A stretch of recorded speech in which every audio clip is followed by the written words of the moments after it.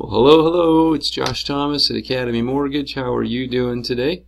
I hope you're doing great. I got a cool article I'm going to run through here with you here in a minute, but it's a it's a Wednesday when I'm recording this. It's been a fast week, but apparently not fast enough. Family and I went to Yellowstone last weekend, and as soon as I left, it seemed like a bunch of people suddenly went under contract in their homes, and so been busy all week getting everybody set up. Anyway, saw this article a couple days ago and thought it was really worth talking about, and so let's go ahead and jump into that. So net worth of a homeowner is 44 times greater than a renter. This is an interesting article or study. It comes out about every 3 years, conducted by the Federal Reserve, and then what they do is they'll compare the median net worth of a homeowner, which includes their equity and everything, versus that of a renter. Now, lots of other studies have come out talking about how rent is traditionally less than owning a home. However, I guess if that's the case, then they don't save that money, because the net worth of typical renters is $5,200, or actually down from $5,500 to $5,200. Homeowners, I guess it's kind of like a forced savings, having their mortgage, and they're paying down that mortgage all the time, and the equity is getting bigger. But and then of course the appreciation to the home as well. But anyway, this is kind of interesting, just to kind of keep this in mind, that buying a house is worth a lot of money to people, I guess, if you consider that. And that is a 15% increase since 2013, so that's pretty cool.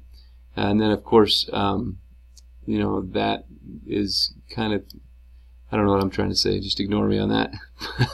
They also cite that Gallup, I don't know if you know the Gallup surveys and stuff, but they do different reports.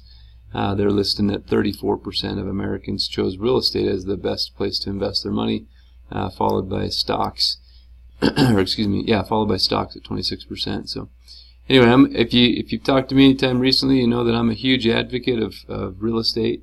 A lot of really cool stuff. I know a lot of people that would like to buy a home and just can't, or somebody that has a home and would like to own a rental property but just doesn't see how they can get there.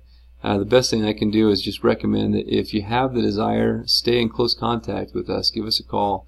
I would love and welcome conversations to kind of show you what I've done in order to get kind of started in owning real estate besides my current home. Also what a lot of other people are doing, because we don't all do the same thing. Not everybody's situation is the same. But I have one couple that we recently were talking about where they own a home. They're going to keep that home as they move out of that home and start renting another home, or purchase a new home and rent their old home. They have a bunch of equity in the old home, and so they're going to get an equity line of credit and use that money for the down payment for the new home. That, of course, is going to increase their overall cost on the old home. However, the rent will more than offset the cost for that they'll have there. But rather than going to buy with the new house, rather than going and buying a big fancy home already, they're actually purposely intending not to buy a big fancy home yet, but to buy another similar home to the one they're in. And then this one, they're going to look for a bit of a beater.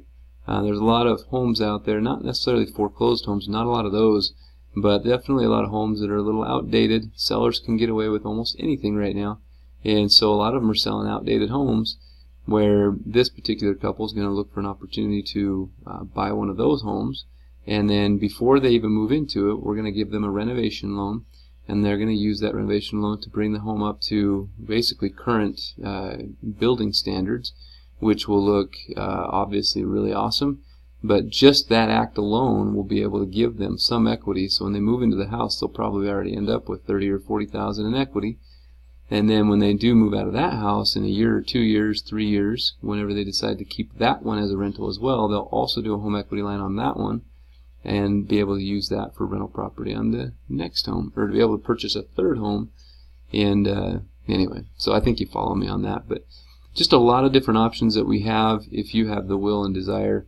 And owning real estate, in my opinion, is one of the best things that we can do to get ready for retirement.